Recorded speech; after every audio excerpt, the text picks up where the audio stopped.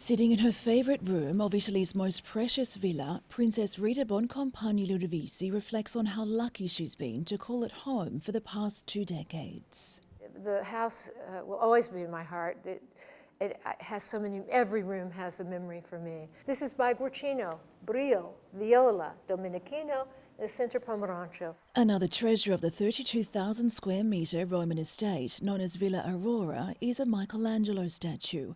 But the property's centrepiece is Caravaggio's only ceiling painting, which dates back to 1597. Jupiter, Neptune, and Pluto represents the elements that Cardinal Francesco del Monte used in his alchemy work. He put his face and his body on each one. The Texas-born 72-year-old met Prince Niccolo Boncompagni-Ludovisi in 2003, marrying 6 years later. She says their project to restore the 16th century home was a labour of love. We sacrificed everything for the villa, and we restored the exterior, put a new roof on. I digitized 150,000 documents going back 1,000 years. After the prince died in 2018, the house became part of an inheritance dispute between the princess and her late husband's 3 sons. An Italian court ruled that it should go to auction, but at what price was the big question.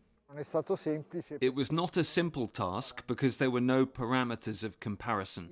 The Caravaggio alone was valued at €310 million.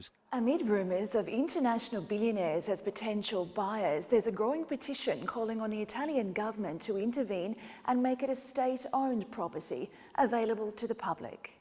The government can block the sale, but it must match the auction price. Many hope that the state can acquire the property because it is the best way to secure its preservation and access. But it's also true that Italy can't financially commit to every one of its many cultural heritage sites. April 7 has been set as the second auction date, and the price will be reduced by 20%. The princess hopes that her late husband's legacy will live on in the next owner.